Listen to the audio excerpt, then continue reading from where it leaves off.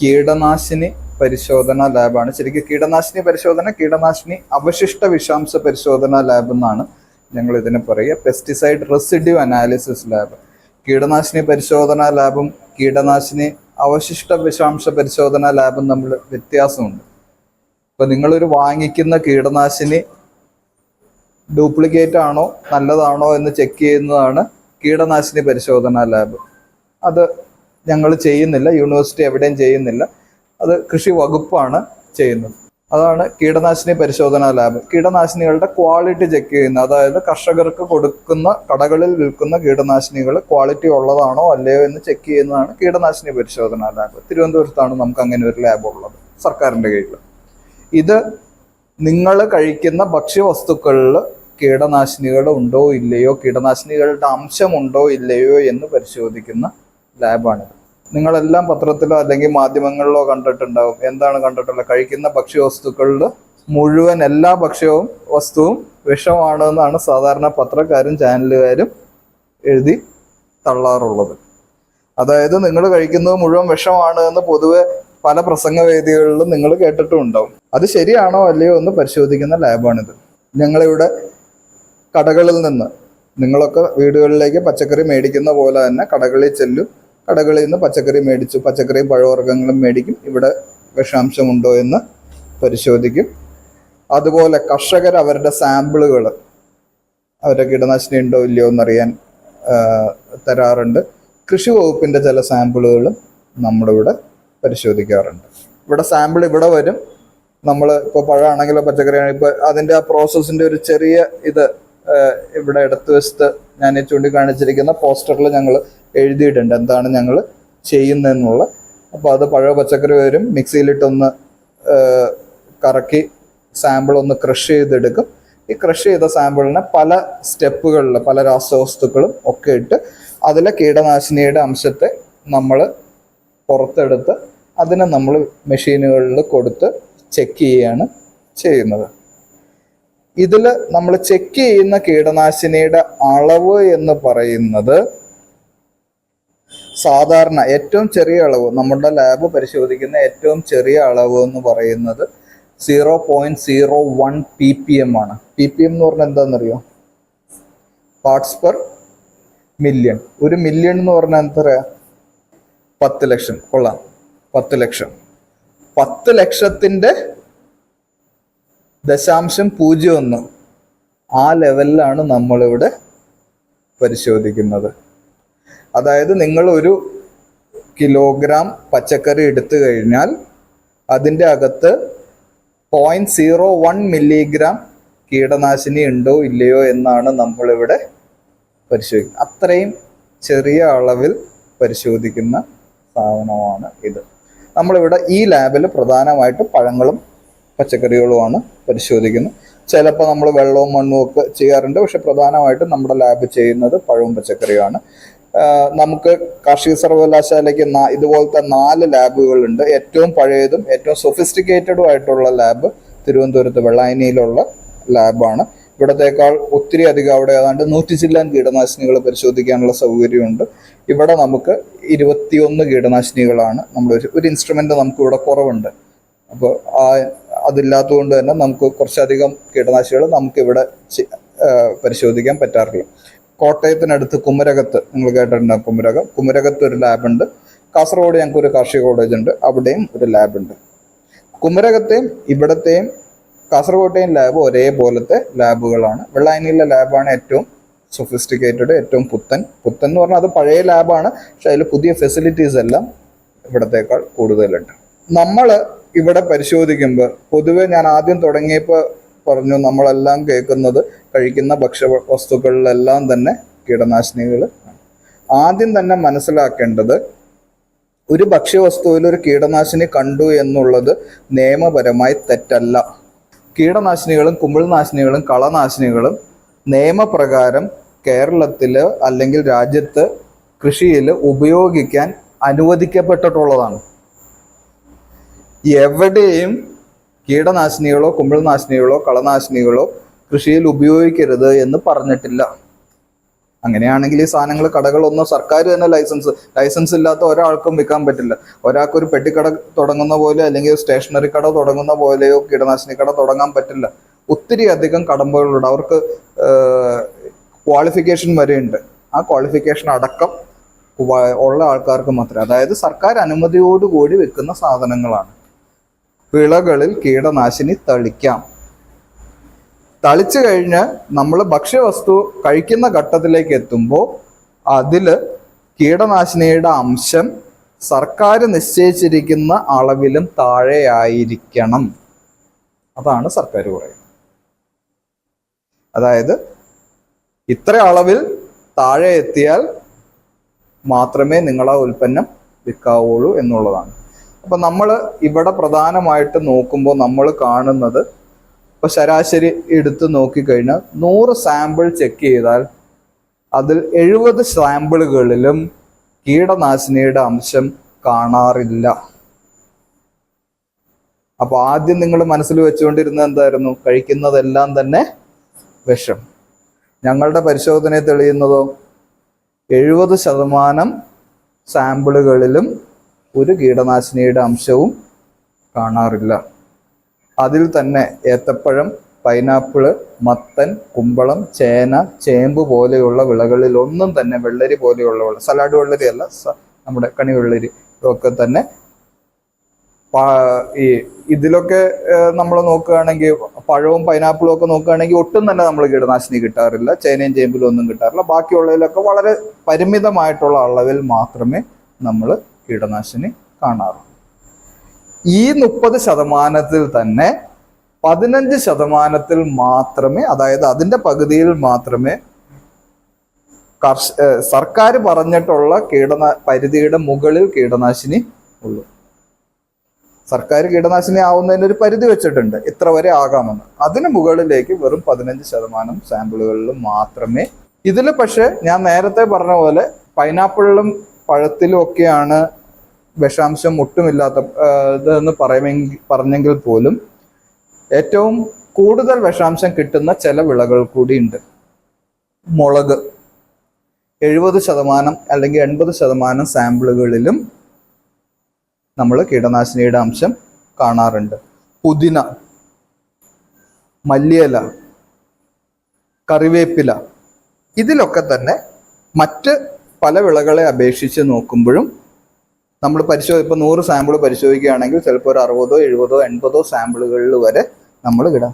ഏലക്ക ഏതാണ്ട് 90% സാമ്പിളുകളിലും, 100 സാമ്പിൾ എടുക്കുക, ഏതാണ്ട് 90 സാമ്പിളുകളിലും കീടനാശിനിയുടെ അംശം നമ്മൾ കാണാറുണ്ട്.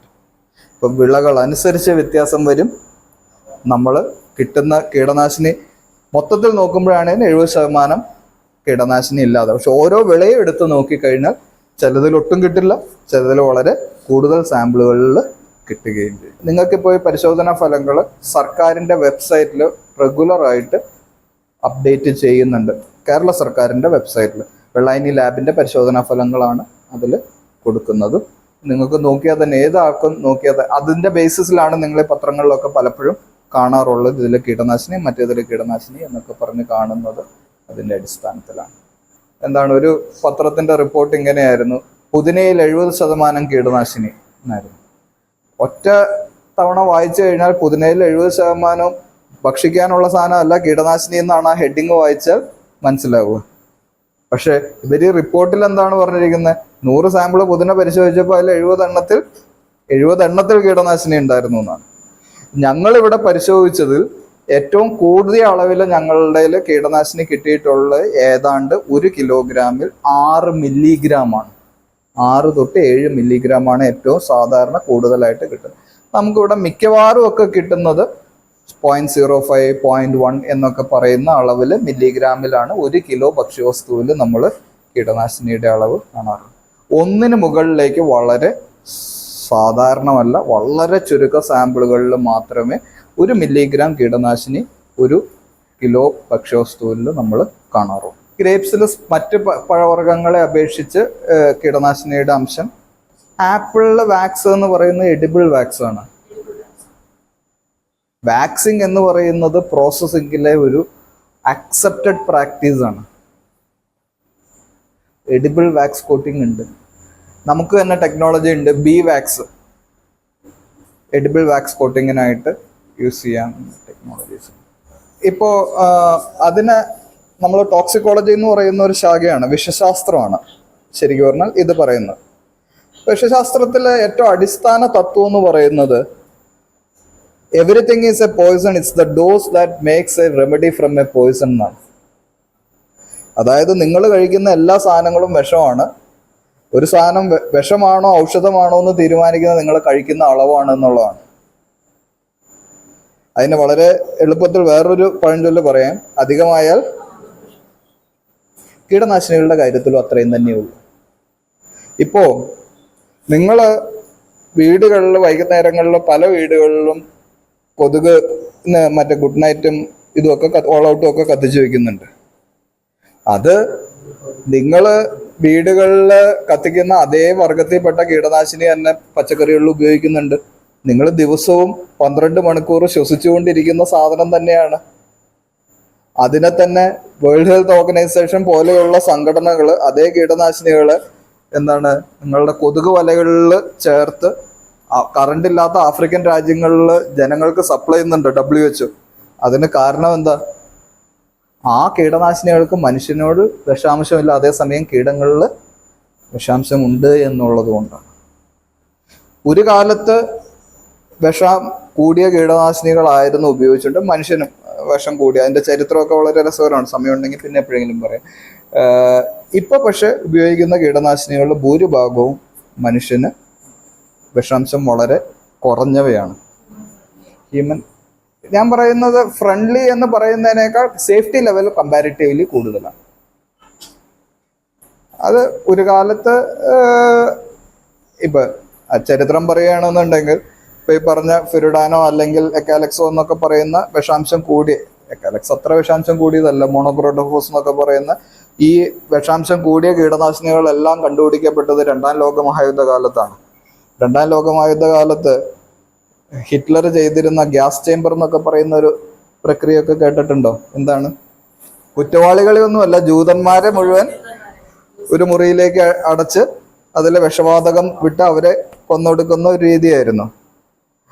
അന്നത്തെ ഈ മനുഷ്യരെ കൊല്ലാൻ വികസിപ്പിച്ചെടുത്ത രാസവസ്തുക്കളിൽ പലതാണ് പിന്നീട് കീടനാശിനിയായിട്ട് മാറിയത്. ആ ഒരു കാലം 50കൾ 60കളൊക്കെ ആ കാറ്റഗറിയിൽപ്പെട്ട പല രാസവസ്തുക്കൾ വരും. കേരളത്തിൽ ഉപയോഗിക്കുന്ന കീടനാശിനികളുടെ അളവ് എന്ന് പറയുന്നത് 1 ഹെക്ടർ സ്ഥലത്ത് 200 ഗ്രാം കീടനാശിനിയാണ്. 1 ഹെക്ടർ സ്ഥലത്ത്.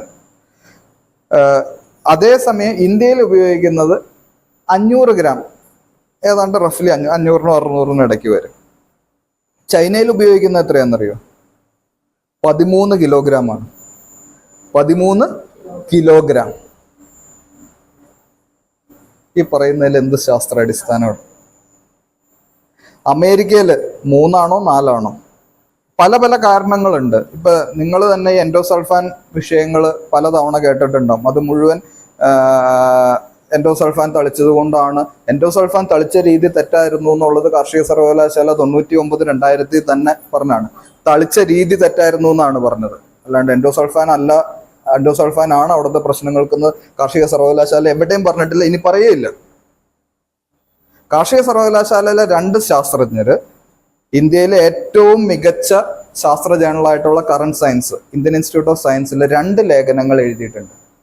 കേരളത്തിലെ മൊത്തം ജനങ്ങളുടെ ആരോഗ്യം, നിങ്ങളൊക്കെ ആരോഗ്യ സർവേ എന്ന് കേട്ടിട്ടുണ്ടോ? ഓരോ പഞ്ചായത്തിലും എത്ര ഹൃദ്രോഗികളുണ്ട്, എത്ര ക്യാൻസർ രോഗികളുണ്ട്, എത്ര പേർക്ക് ഡിസബിലിറ്റീസ് ഉണ്ട്, ഇങ്ങനത്തെ ഒരു സർവേ ഉണ്ട്. ഈ സർവേയുടെ ഡാറ്റ നമുക്ക് ചോദിച്ചത് പഞ്ചായത്ത് കണക്കിൽ തന്നെ നമുക്ക് കിട്ടും. നമ്മൾ ഭൂരിഭാഗം പേരും മനസ്സിൽ ഈ എൻഡോസൾഫാന്റെ പത്രമാധ്യമങ്ങളിൽ ഘോഷ യാത്രയൊക്കെ കാണുമ്പോൾ നമ്മൾ വിചാരിച്ചിരുന്നത് കാസർഗോഡ് ആ പഞ്ചായത്തുകളിൽ മുഴുവൻ ഈ പറയുന്ന വൈകല്യമുള്ള കുട്ടികളും ആൾക്കാരുമാണെന്നാണ്.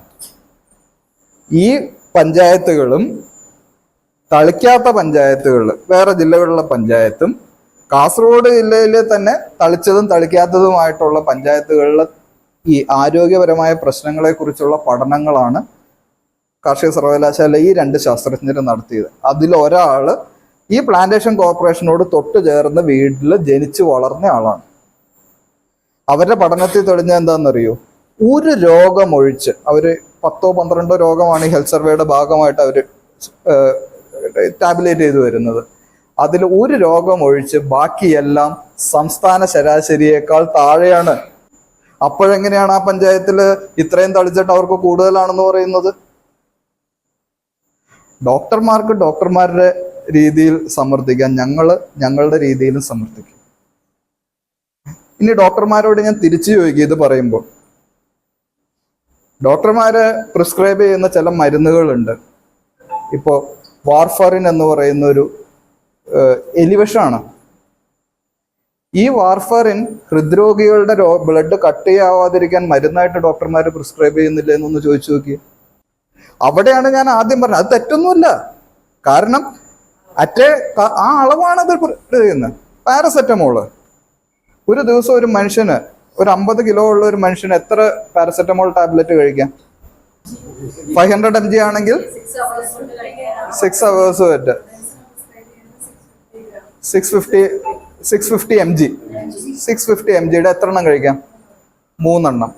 അതായത് 1950 വരെ. ഈ 1950 വരുന്ന എന്താണെന്നറിയോ? ഒരു ദിവസം ഒരു മനുഷ്യന് കഴിക്കാവുന്ന അളവ്, പാരസെറ്റമോൾ കഴിക്കാവുന്ന അളവ്, പൂർണ്ണ വളർച്ചയെത്തിയ ആൾക്ക് കഴിക്കാവുന്ന അളവ് 2000 മില്ലിഗ്രാം ആയതുകൊണ്ടാണ്. അതിന്റെ മുകളിലേക്ക് പോയാൽ നിങ്ങളുടെ കിഡ്നി തകരാറിലാവും. ഈ പറയുന്ന കീടനാശിനികളെ കൊണ്ട് നിങ്ങളുടെ ആരോഗ്യത്തിന് തകരാറുണ്ടാകും എന്ന് പറയും. കീടനാശിനികൾ എല്ലാം നല്ല സാധനങ്ങളും പച്ചവെള്ളം പോലെ കുടിക്കാനുള്ള സാധനമൊന്നും അല്ല ഞാൻ ഈ പറയുന്നത്. വിഷവസ്തുക്കളാണ്, വിഷങ്ങളായിട്ട് തന്നെ കാണേണ്ട കാര്യങ്ങളാണ്. പക്ഷേ അതാണ് ലോകത്തെ എല്ലാ പ്രശ്നങ്ങൾക്കും, മനുഷ്യരുടെ എല്ലാ ആരോഗ്യ പ്രശ്നങ്ങൾക്കും കാരണം എന്ന് പറഞ്ഞാൽ അത് അംഗീകരിക്കില്ല. ഇതില് ഈ പറയുന്ന അളവില് നിങ്ങൾ ഈ പുറത്തേക്ക് ഇറങ്ങി റോട്ടിൽ നിന്ന് ശ്വസിക്കുന്ന നമ്മളുടെ എക്സോസ്റ്റിൽ നിന്ന് വരുന്ന, വാഹനങ്ങളുടെ എക്സോസ്റ്റിൽ നിന്ന് വരുന്ന പൊല്യൂട്ടൻസിന്റെ അത്രയും വിഷകാരിയല്ല കീടനാശിനികൾ. നിങ്ങൾ international agency for research on cancer അങ്ങനെ കണ്ടും പറഞ്ഞുകൊണ്ട് ഒരു സംഘടനയുണ്ട്. അതിൽ ഈ കാർസിനോജനിക് സാധനങ്ങളുടെ ഒരു ലിസ്റ്റ് പട്ടിക കൊടുത്തിട്ടുണ്ട്. ആ പട്ടികയിൽ ഏറ്റവും കാർസിനോജൻസിൽ പെടില്ല പെസ്റ്റിസൈഡ്സ്. നമുക്ക് പല കാരണങ്ങളിൽ, ഒന്ന് ക്യാൻസർ എന്താണ്? നിങ്ങളുടെ ജനിതക ഘടനയിൽ വരുന്ന മ്യൂട്ടേഷനാണ്. നിങ്ങൾക്ക് എത്ര കണ്ട് പ്രായമാകുന്നോ മ്യൂട്ടേഷനുള്ള സാധ്യത കൂടി വരും.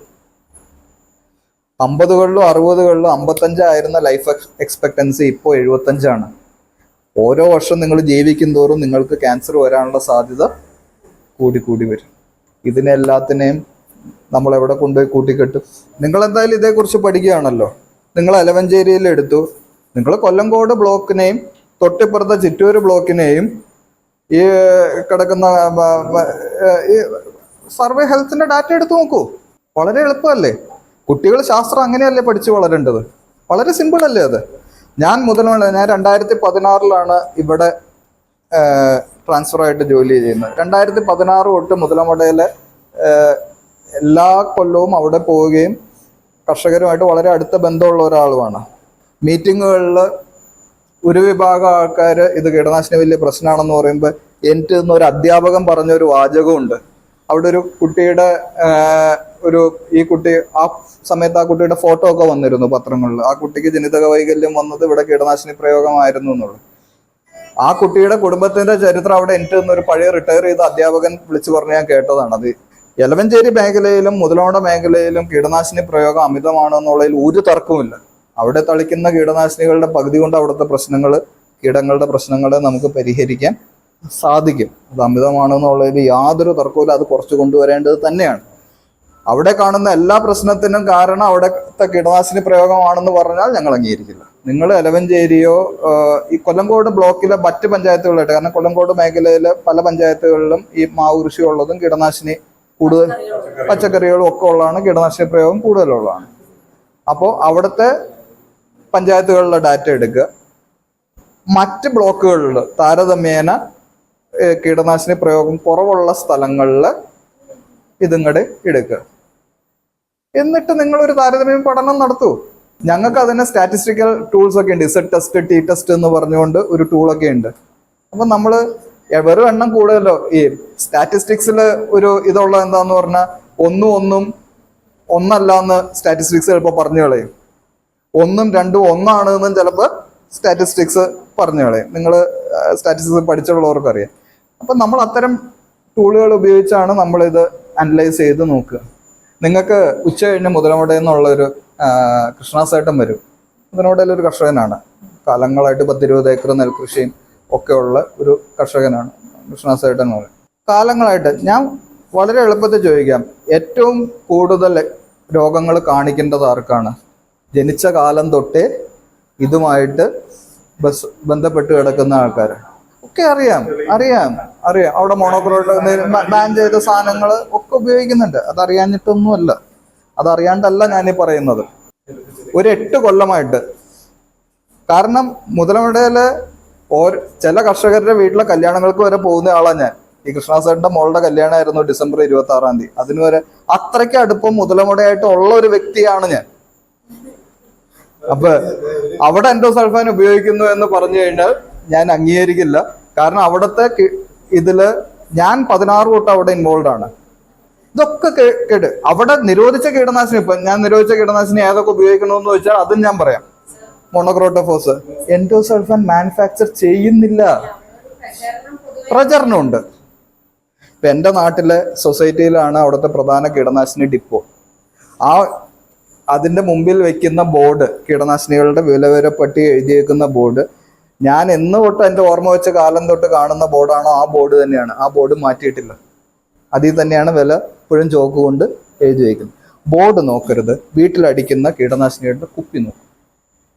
കാരണം നമുക്കതിന് ഡാറ്റ ഉണ്ട്. ഇത് റെഗുലേറ്റഡ് ആണ് എന്ന് പറഞ്ഞാൽ സർക്കാരിന്റെ ലൈസൻസോട് കൂടി വിൽക്കുന്ന സാധനമാണ്. ഉൽപ്പാദിപ്പിക്കാൻ ലൈസൻസ് വേണം, വിൽക്കാൻ ലൈസൻസ് വേണം. ഹോൾസെയിലേഴ്സിനും റീറ്റെയിലേഴ്സിനും എല്ലാം. നമ്മൾ ഈ പറയുന്ന പോലെ അത്ര എളുപ്പത്തിൽ ഇതിൽ എൻഡോസൾഫാനിന്റെ ഏറ്റവും കൂടുതൽ ഉണ്ടാക്കിയിരുന്ന ആരാ? കേന്ദ്ര സർക്കാരിന്റെ ഹിന്ദുസ്ഥാൻ ഇൻസെക്ടിസൈഡ്സ് ലിമിറ്റഡ് ആയിരുന്നു. നിങ്ങൾ വിചാരിക്കുന്നുണ്ടോ കേന്ദ്രം നിരോധിച്ച ഒരു സാധനം കേന്ദ്രത്തിന്റെ ഒരു കമ്പനി തന്നെ ഉണ്ടാക്കുമെന്ന്?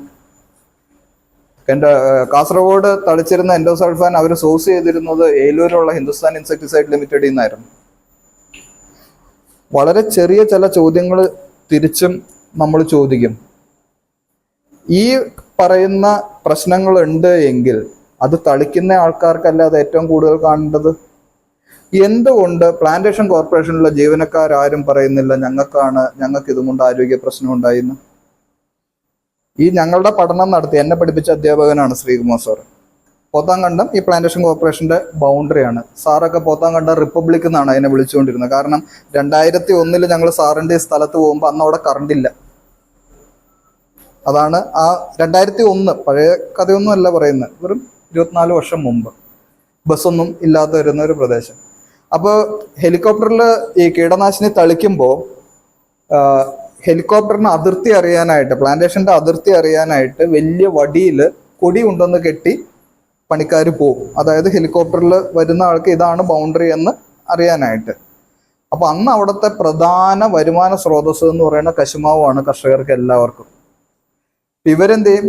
ഈ കൊടി എടുത്ത് ഇവരുടെ പറമ്പിന്റെ അപ്പുറത്ത് മാറ്റിക്കെട്ടും. കാരണം അവരുടെ ഇങ്ങടെയും ഇതിന്റെ ഒപ്പം തളിച്ചു.